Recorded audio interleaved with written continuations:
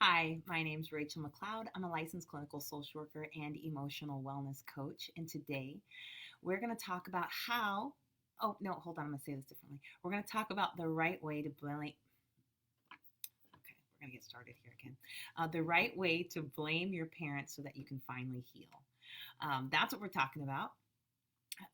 And because it's a hot topic and people feel lots of ways about this. Some people are like gung ho, let's throw the parents under the bus, let's talk about them, complain about them, let's do this, and let me tell you all this and all that. And some people are like, I just can't tell you about that. And, but they just didn't know any better. And it's they just refuse to blame their parents, and so, or talk about their parents shortcomings in any way. And some of there's problems with both, and there's pros and there's cons, and I want to talk with you about that because I want you to heal.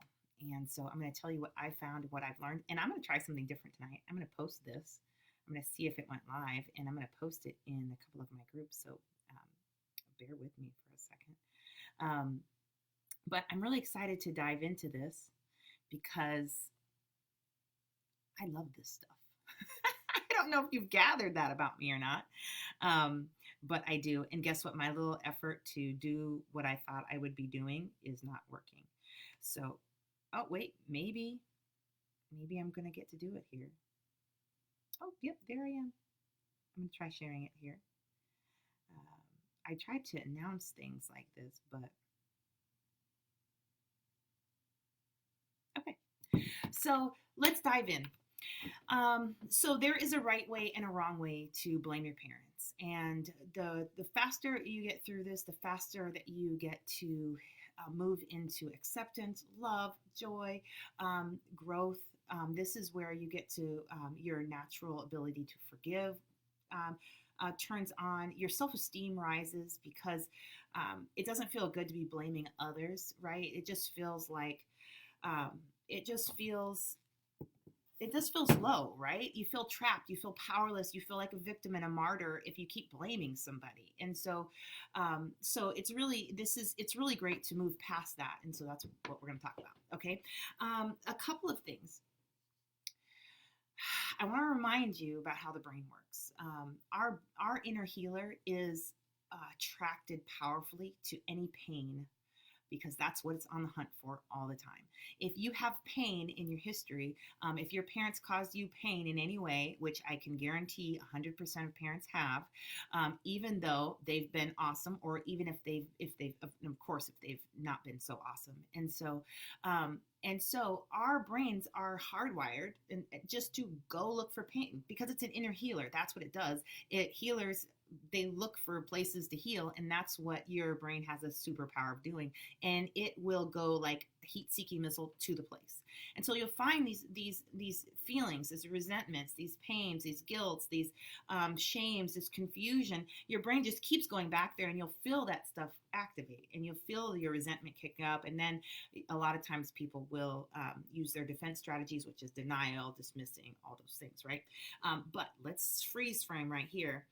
When we do that, we're kicking up all that stuff, and it will do it over and over and over again because your survival center will say, no, you can't touch that. No, it's not okay. And that's when you will use a survival strategy, a defense mechanism, and you will block your ability to heal. And so you'll just keep circling around to these old pains over and over again. And then you're saying things like, gosh, I'm 30. Why can't I just let this go already? Or, man, I'm 40. Here I am still talking about this. Gosh, I'm annoying myself, or I'm hurt every day because I just can't move past this. And it's true, you can't move past this. You're stuck in a not healing cycle. And that's really painful, and it's frustrating. We have all kinds of dysfunctional tricks that come up and that we engage in because we're stuck not healing. And if we're stuck in one area, usually it will begin to accumulate, and then we've got all this baggage that we're carrying around by that time. And yeah, that's really, it's a self-defeating purpose. And then because there's all this pain going on, then we have numbing, right? And that's when your symptoms of depression will kick up. The depression will kick in, and that's also another frustrating thing. And so we find that if we can just get this, our inner healer, not to go in there, then it doesn't activate pain. It doesn't do all, it doesn't, and it's, and we don't have any faith in it anymore. We just think, gosh, we just got to avoid that. But it never stops, because it's like the world's best OCD thing ever. And that's exactly how it's supposed to be, because it's your inner healer. It's supposed to be healing daily. It's supposed to be doing daily work, but a lot of times it gets backlogged because it doesn't get the opportunity to actually resolve stuff. Because when we're little, we don't have the resources, we don't have the understanding. But now you're grown, you have it. And so it's really frustrating, because you're like, I should be over this already. And yes, you should be. I get it. But you're stuck. Okay. And so let's see. That's the first thing I want you to understand. The other thing is, so it's like, you're not just a complainy pants because for no reason. It's really how the brain functions. It really does just keep going to pain over and over again. And then, your defense mechanisms will kick in, because that's a survival strategy. And then you're off and you never get to do the work. And so in one camp, if you stay there and hang out, you're going to feel so much pain. In the other camp, you're never going to heal.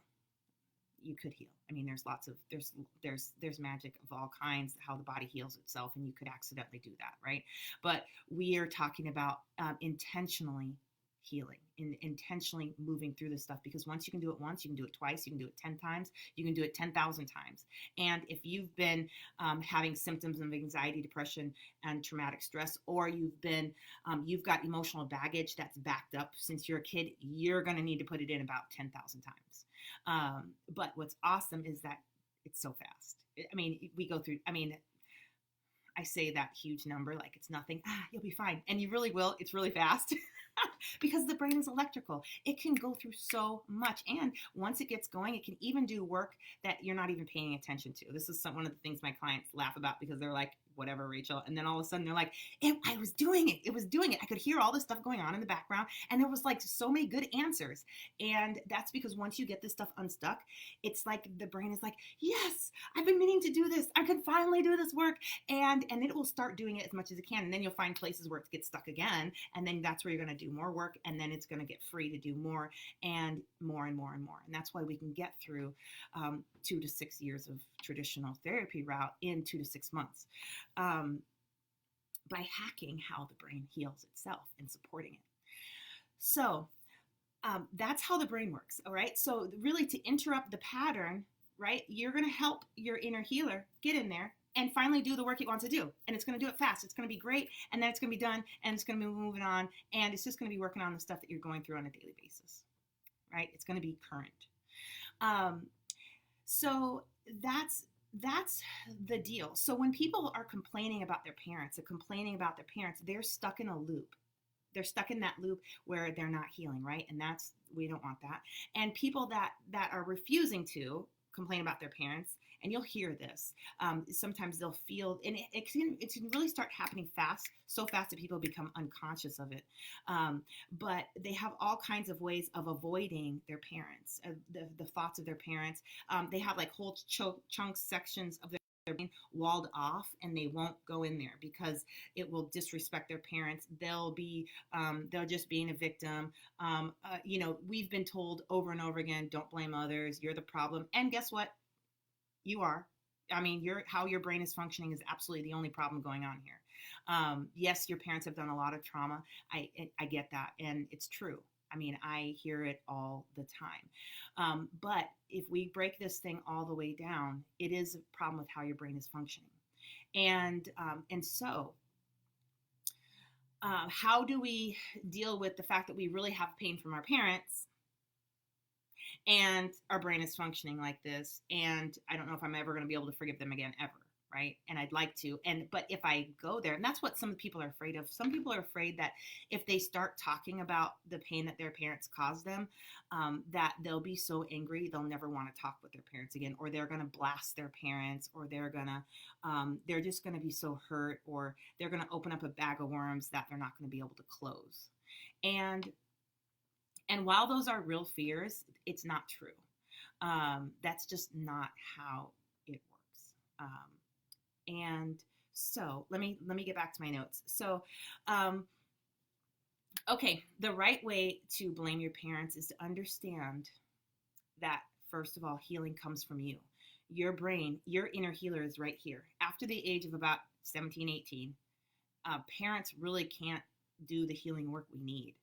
When we're little and we're kids, that's the time when our brains are really open to that and where we're doing that. But as we get older, hopefully, what would have been great is if they would have helped us with all these emotional wounds along the way, which would have trained us to do it ourselves. And then when we get older, they're just doing it a little bit and we're doing most of it, right? We're doing all this because our life requires us to do about that much emotional work, right, on a scale.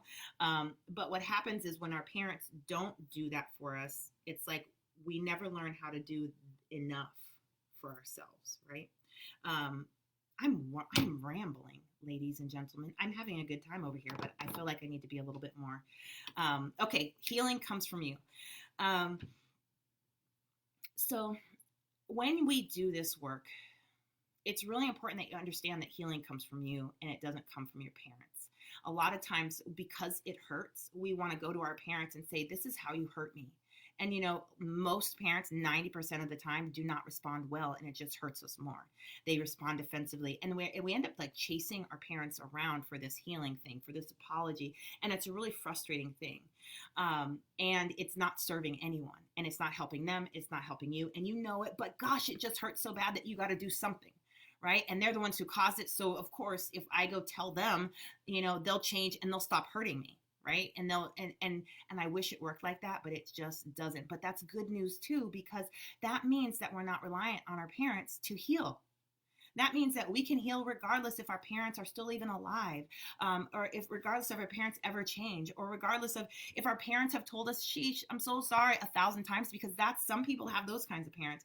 The parents are like, I know I messed you up. I'm so sorry. And it doesn't make it any better, because healing comes from your brain function. It comes from your prefrontal cortex or your inner healer. And it's good at that. But if that part can't do the work, the healing doesn't get done. So I'm laying the foundation for this. Let me see. I've got a couple notes, so I'm going off of that. Okay. So the thing is that, after hearing me, I look at trauma, past problems, things like that, just as emotional wounds, right?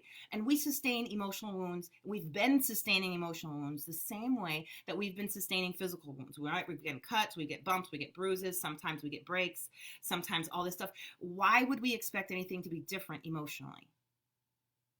And we shouldn't. We should not expect anything to be different emotionally. And so guess what? There's no difference emotionally. Emotionally, from the time you were little, you've been getting bumped, scratched, scraped, and broken, like emotional wounds. And depending on what those traumas were. And the deal is that these wounds need to heal. And if the right, it's just like a cut, it needs to heal, right? But if you keep picking it, it doesn't heal. Or if people keep rubbing it and bumping it, it doesn't heal, right? And, or if it doesn't get proper treatment, or, there's lots of ways that things don't heal. It should have, but it didn't, right? And emotionally, they can last a really long, long time. But they're still wounds. And your inner healer is great at getting in there and resolving it. And so the deal is that if you have emotional wounds that haven't solved, and you'll know by if you just sit quietly and just watch where your brain goes, or if you watch your brain throughout the day and feel the feelings that are activated by what your brain is thinking about, it will tell you if you've got things to heal or not. If you've got emotional wounds, if you've got anxiety, if you have racing thoughts, if you have circular thoughts, if you have excessive worry, your brain learned how to do that somewhere, and I can pretty much guarantee it came from an emotional wound. And as you heal the emotional wound, those symptoms go away. That's what I found to happen so many times I can't even count. So I know that to be true. So I'm getting there. I'm getting there. I think I might have laid this foundation. So let's see. Okay, so so we've got this problem where if we go there, if we go and we talk about the emotional wounds that we experienced during childhood that haven't stopped because they're still radiating pain, right? And our brains are automatically drawn there, we get kicked out and go through a different that not healing cycle. So really, one of the best things to do, this is the right way to blame your parents, okay, is to go there with an intervention that's going to help your survival center get the heck out of the way so that your inner healer can go do the work and be finished. It's really, it might even be that fast. And because that survival center is the part that is blocking all of your healing all of the time. This is the one shift that I made in my therapy practice that has gotten me the most consistent transformational results that I have been able to deliver get my clients every single time. That every time somebody walks into my office or onto a call, I know we're going to get results, and I know we're going to get it, and I know that they will leave my office healed more deeply than ever, because I'm just going to help the survival center move out the way, and we're going to go ahead and do the blaming, just get it done with, and or the throwing the fit or whining or complaining, all the work that, all that stuff, and use the intervention at the same time, and bam, we're done. And what happens is that once it gets that emotional wound through the healing pathways, that's the natural course of thoughts, of experiences. The course of experiences is that they happen and they come through and they come right up into your inner healer. It breaks it all down. It puts it here and it eliminates what it doesn't want, which a lot of times is the pain. Most times it's the pain. But if it doesn't go through that pathway, it gets stuck and it's just radiating pain. And the survival center says, no, over here. Right? You're going over into quarantine because we need you out of sight, out of mind, because you're causing too much problem. We don't know what to do with you and we're stuck. We don't know how to process you. I got you over here. I'm not going to let anyone touch you. Right?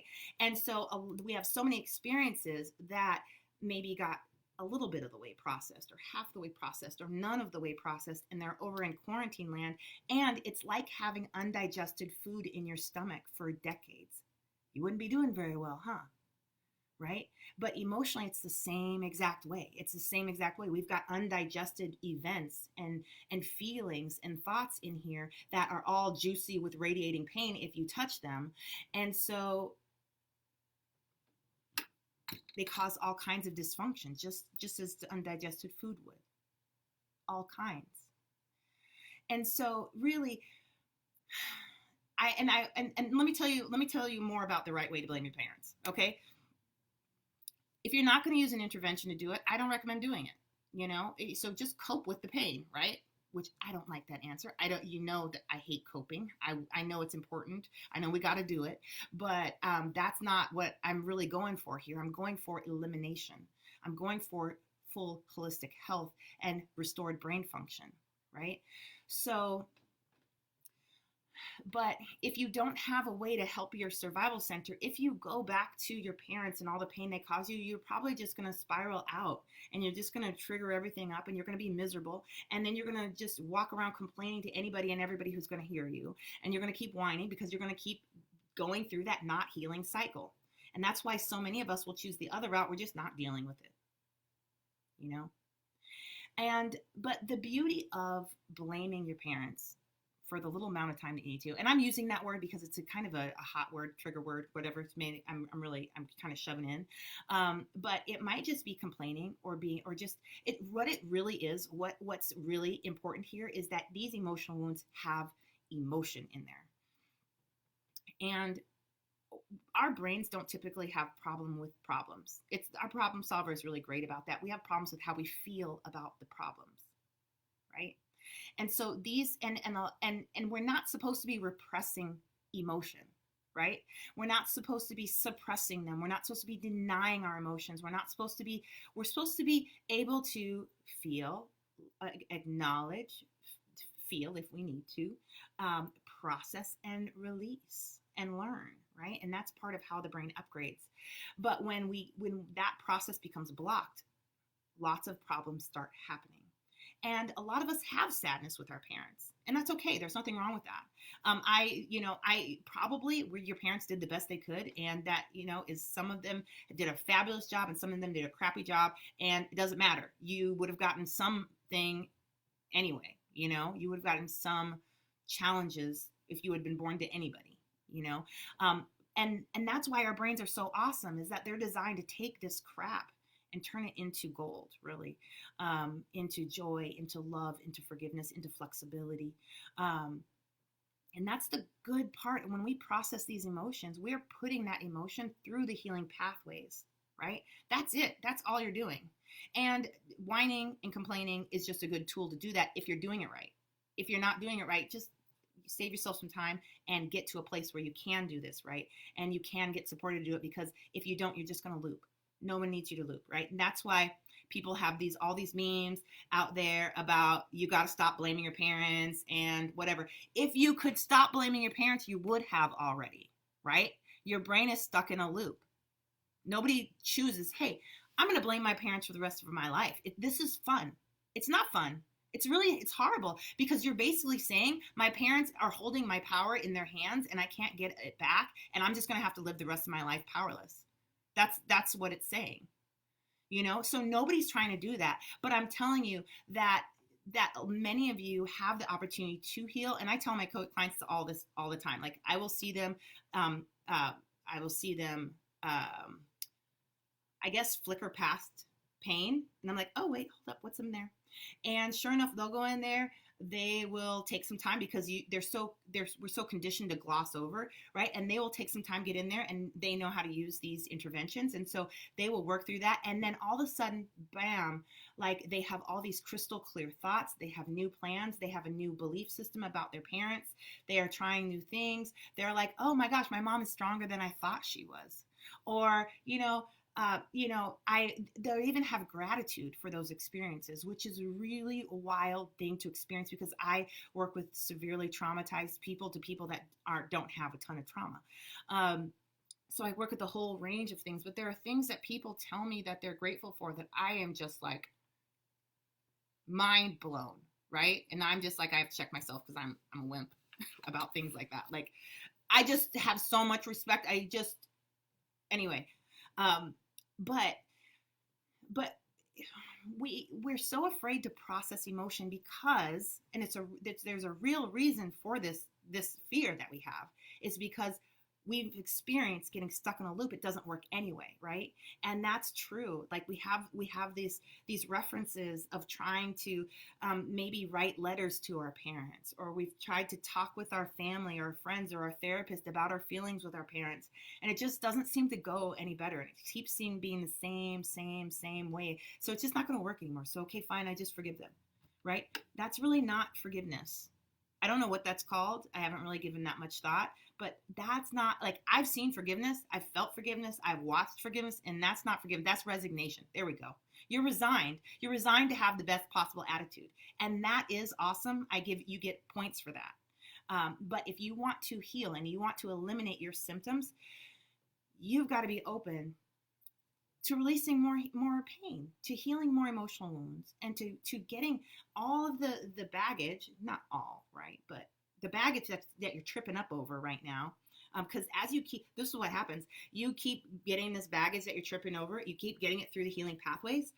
And that's really all you got to do. You just got to get it through the healing pathways. Your brain does the rest. It's ready to rock and roll at any time. But once you do that, all of a sudden, it's like you have this clean inner space, and you can run around in there. You can do cartwheels, you can play around, and it feels really great. And because you've just cleaned up so much stuff, and people can really live here for a long time. But then what happens is they are humans, and so they want to grow and expand, because that's our nature. And so they go to the next level, and then they find, oh, this isn't very clean. This has got a lot of stuff, baggage here. And so you go through and you take more from the baggage and get it through the healing pathways. It's a very simple process. It's very math. It's very, and I don't mean math because math is a trigger for many people, but it's simple as in 1 + 1 = 2. It is really, really that simple. And you can do that kind of math over and over and over again, and watch your brain heal, watch it upgrade, watch it release. And then you start watching crazy things happen, like true forgiveness, true acceptance, true gratitude, an upgrade in your inner critic, right? That's this baggage is where your inner critic gets all of its power from. And this is one of the reasons why I find my clients repeatedly telling me, that they now feel like they have an inner guidance system, that they haven't heard that, that inner critic for a really long time, or there's this nice voice in their head. That's because we're not supposed to have inner critics. We're not supposed to have an inner heckler. We're not supposed to have people in our head that beat us with the anxiety stick, or it's not supposed to be an unfriendly place in here. And I know that can be a strange concept when you've been living with anxiety, depression, or traumatic stress for so long, so many years. But really, that's the truth. And it's in this area, that's in the baggage that just hasn't gotten through yet. And that's really what's so fun, is because there's so much in there. It's like having a computer from the 90s that you never did the updates for. Yeah. I had to make sure I was saying that right. But it's like you have this great computer, but you didn't do the upgrade, so nothing's working. Everything's malfunctioning. You're trying to do this, it's not working, and that's because all the updates are in the baggage. That's my experience. Once you release this emotional baggage, it is like you're not just releasing the baggage, you're upgrading. So that's what I found. So those are my thoughts so far. I'm going to look at these notes, and I'm going to look at my notes. Okay, wait, I want to say one more thing. This is an error that I see that's common in a lot of therapeutic practices. A lot of therapists will do this, and maybe you have done this. I don't think that this has very high results, and I advise against this all the time. And I'm sorry if you have done this. I have done this for myself. I've never actually had somebody do this anyway. But you really, there's some of the practices are write letters to your parents. And if you're going to use an intervention that helps move your survival system out of the way while you write this letter, you are rocking, because all of that letter is getting through the healing pathways. And so you are helping your brain heal and upgrade everything that you are putting out on the letter, and lots of things associated with what you're putting out on the paper. And so you're really kicking some serious butt during these times, right? But since we come from talk therapy strategies, what happens is that we're taught to write these letters. This is part of narrative therapy, which narrative therapy is fabulous. I would combine it with, and I do combine it with, these other interventions, and we're rocking. Because the principles are valid. It's just we've got to start working with the survival center specifically and routinely and a lot of times, because it's the one blocking all the beauty. So, but you write this letter, you pour your heart out on this letter to your parents, and this is a good practice, like I said, with an intervention, but you pour your heart out on this letter. And these are your jewels. You put your jewels in here, the wounds that you have that you're carrying, that you want to bring up to light, that you want your parents to see and say, oh my gosh, and you guys all process this emotion together, right? And then they have you send the letter to these people. And lots of times they haven't done any of the work to get that through the pathways. Sometimes writing can be helpful because you are using your body. So what happens is that people wait, they're on pins and needles, they're waiting for a response, and they get some really crappy responses back. Sometimes there's can be progress there, but sometimes people say, yeah, that never happened. I don't know what you remember that differently than I did. Or they said, when are you going to get over this? Gosh, you've been talking about this for a long time. And now you have effectively just handed your pearls over to pigs. And I mean that in the proverbial sense, not in like I'm calling your parents a pig, because I'm not. But it's something that's valuable to you, and you've given it to somebody who doesn't find it valuable or who cannot get there with you. And guess what, people? That's re-traumatizing. That's painful. And so now, not only did you not get this through the healing pathways because you didn't work with the survival center, but now you've also handed out your healing, your process to somebody who ended up hurting you further. And what I would say the right way to do this is understand that healing comes through you. It comes through you. You are a closed circle in this, and that in this one area, right? So as you write this letter, if you're processing it and getting in the healing pathways, let me tell you what, you're going to look at this letter and you're going to feel very different about it afterwards. And you're going to probably, I would recommend, write another letter. And let me tell you, that letter is going to be a lot shorter than the first letter because there'll be lots of stuff in there that you're not hung up on the emotions of it. And guess what? If you're still using these interventions that work with the survival center, you're still processing. You're taking more stuff and you're putting it through the healing pathways. And guess what? You're going to reread that letter and it's not going to have the same emotional stuff because it's been processed by the most powerful system in the world, and it's going to look and feel different because that's its job. And then, you know what, I encourage you, write another letter. And let me tell you what, this letter probably has 3 or 4 sentences in it, and at this point you've healed the emotional wounds caused. Like, let's say the emotional wound is right here, right? And now you're touching on this wound and there's no pain. It's like, oh man, gosh, that feels great. It's like healed all up there.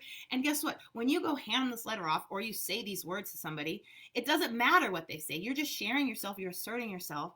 You're putting yourself out there. And if they reject you, you're like, or they might go after this thing, because sometimes we like to trigger people, or reject people and see, because we won't need to protect ourselves, right? And so maybe they try some of those strategies, but it doesn't hurt anymore. And so you're like, well, I just wanted to share that. I can see that, this is, it's maybe it's not the right time or whatever, but right. But you're not like devastated, right? You're not wounded, and you healed yourself with it, because it can happen. And it happens just like that. And this is so much healthier, because when you go share yourself with somebody, you're not sharing it like, oh, I have all this emotion. Help me with this emotion. Oh, it feels so terrible, but I need to talk with you and I need you to. This is codependence, right? Can you hear it? I need you to, and I want you to, and you need to, or I'm going to be mad. Because when we put our heart out there and someone stabs it with a fork, there's a fight, or there's a fright, a freeze, or a faint, right? There's a survival strategy that happens.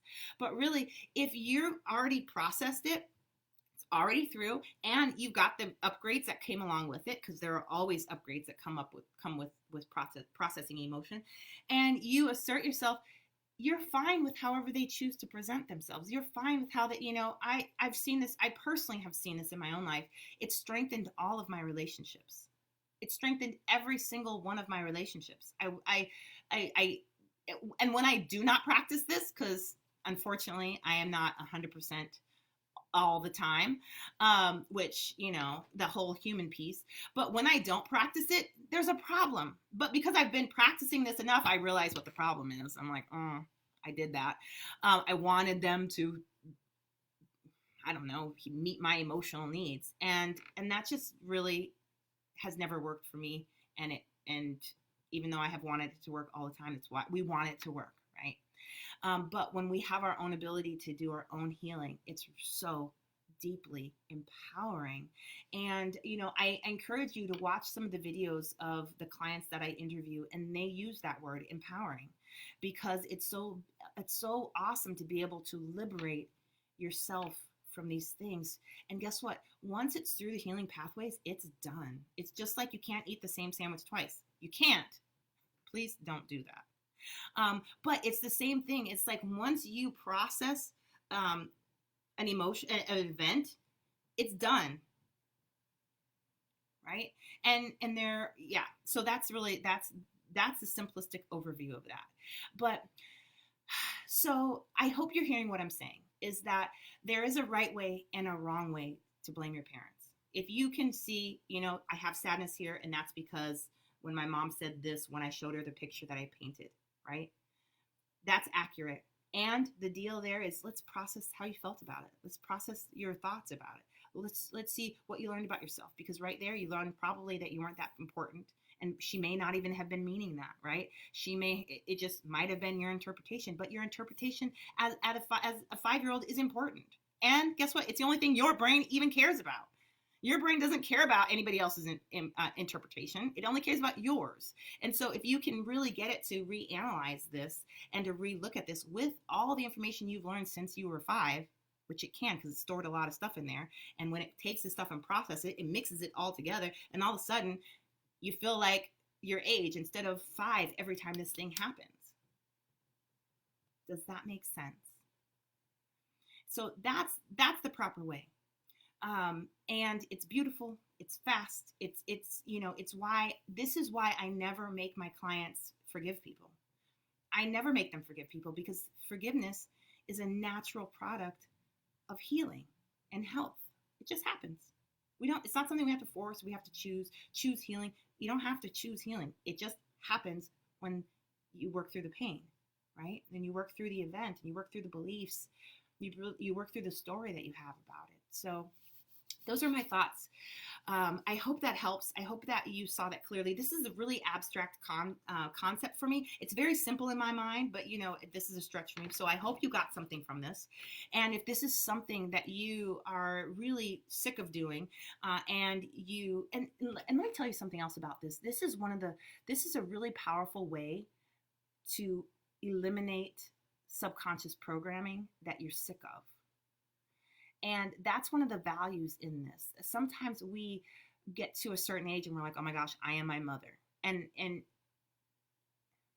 it's a hard one to look at sometimes, because it's great when it's wonderful things. I love that. I love when I see the awesome things my mom has given me. But those other things, I'm like, but one of the great ways to upgrade that and release that subconscious programming, so you can choose to up level it, you can choose to expand it, you can choose to make it fit you, is to look at these events.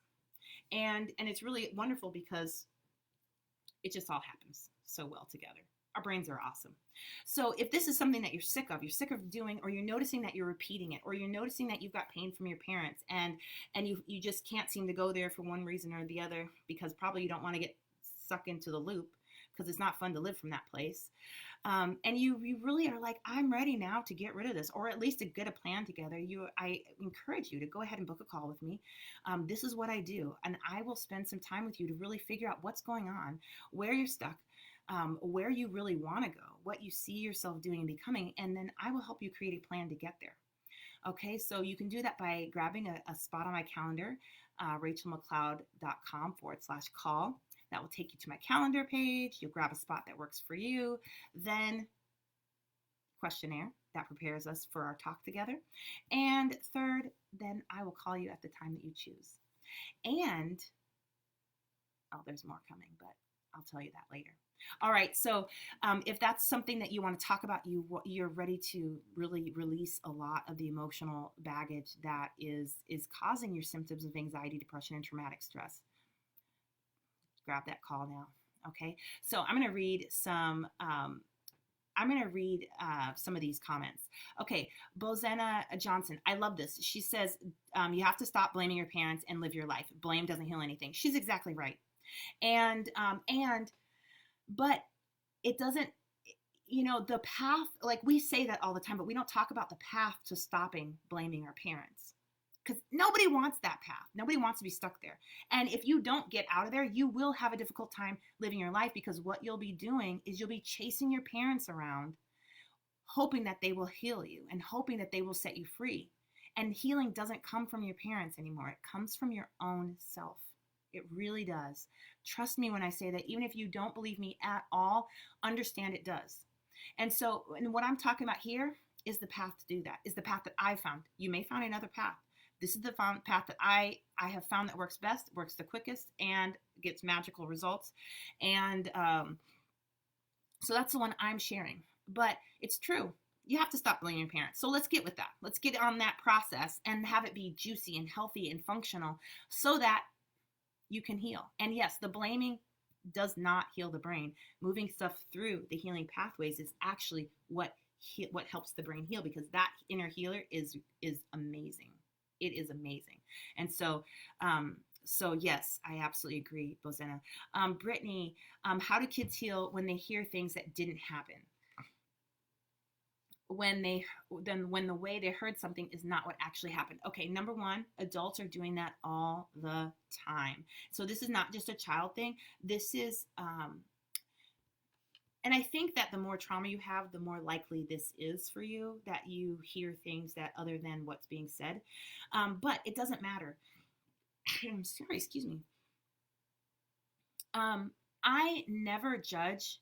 Like when somebody's kind of handing me, which they don't, that's not what happens, but we're talking like this for right now. When someone hands me a story. I don't care if it's true story or false story. It doesn't matter. Typically, uh, everything that's needed in that story has some validity on the subconscious level. It has meaning, it has value, because we are meaning making machines. And so we make meaning out of everything. And that's what's important. What's important is the meaning that we've made. Right. And so your kids may be wrong. They may not have understood what happened. They may have heard of, it doesn't matter. What happens, what's valuable in there is the meaning that they gave. Right. And so that's really something that you want to look for. And when I'm going to see if I can explain this. When we,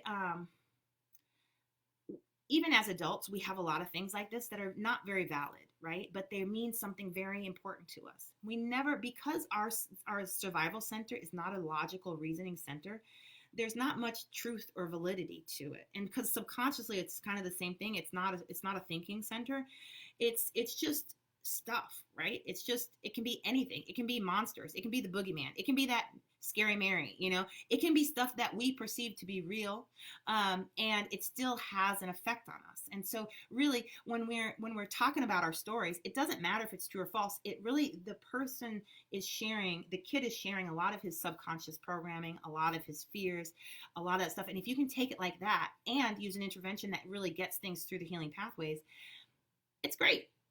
They will learn so much from the story that they made up, or so much that, or once it moves into the thinking center, a lot of times people are ready to start thinking about it, right? If it's in the survival center, they're really only just feeling about it, right? And if it's in the subconscious mind, I don't even know how to explain that one, but it's not thinking about it.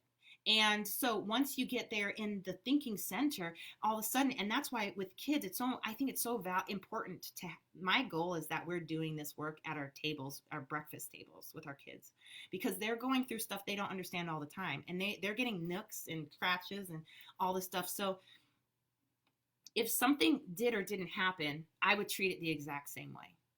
I would use the exact same interventions. I would use the exact same strategy. Tell me more. Absolutely. Tell me more while we're using whichever intervention that works best for that kid or is available at the time. And really the magic starts to happen when it gets into the thinking center, because that's actually not only the thinking center, but the inner healer.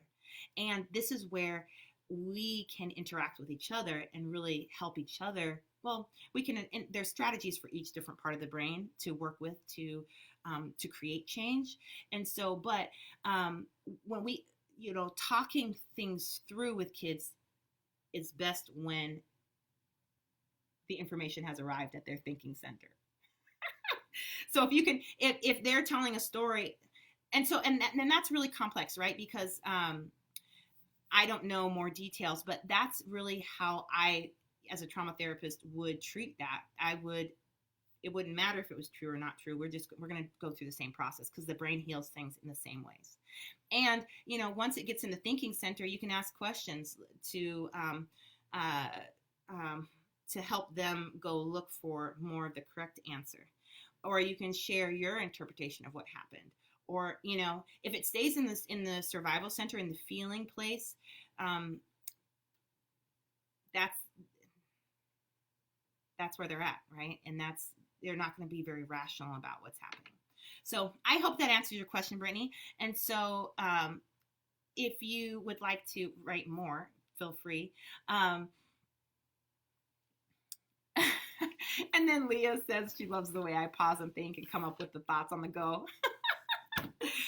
Awesome. Beautiful delivery. Thank you so much, Leah. Yeah, I really am excited to share this stuff with you. I just find it so fascinating. And sometimes I come on with concepts that are big and half-baked. And, I love that you guys are patient with me as I share them. This is real stuff from my office, from my practice, what I really see happening and what I found works so consistently. So I appreciate, and in my mind, it's filed very mathematically and very simply.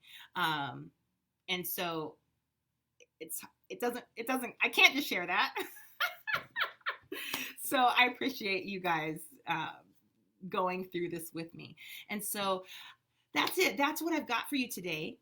And I hope that you see this differently. I hope you see that if your brain is taking you back to childhood moments, that you see them as opportunities to upgrade and to heal and to grow, that you don't see them as more things to be mad at yourself about. Like, gosh, I just can't let anything go.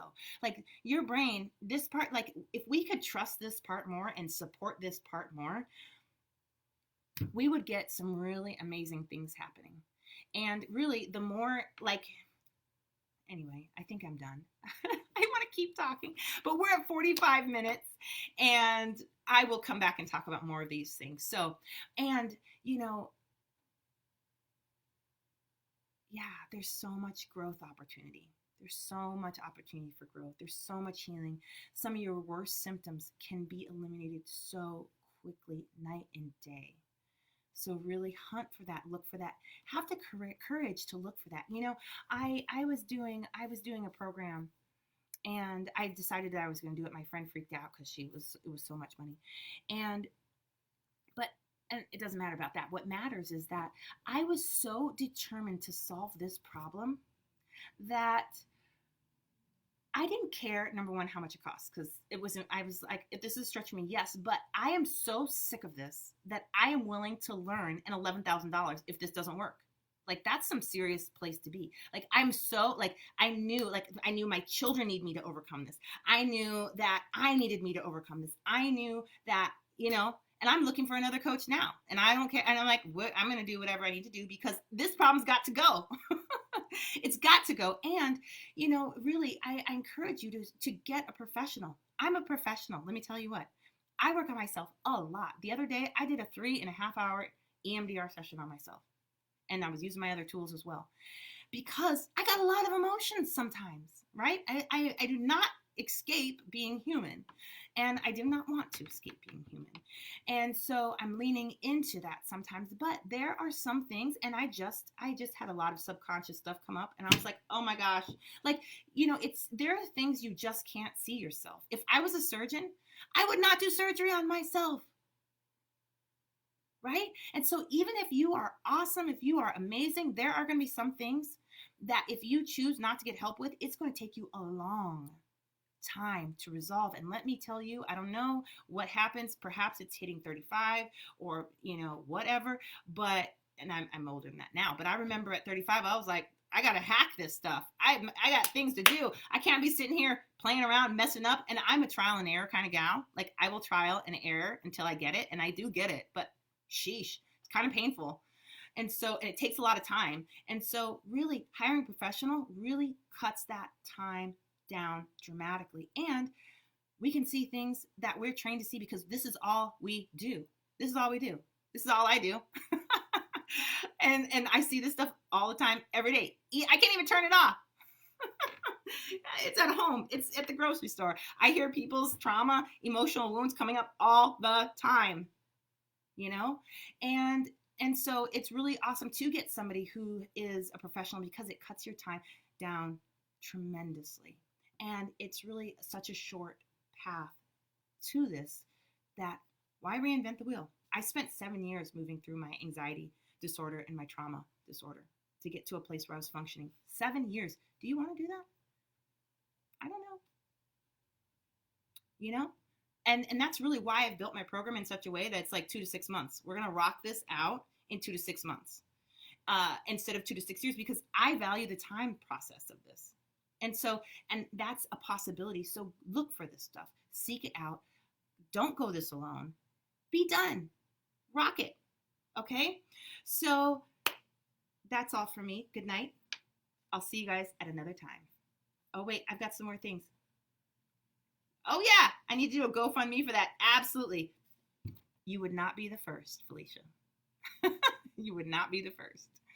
So, yeah, I'll see you guys around. Take care.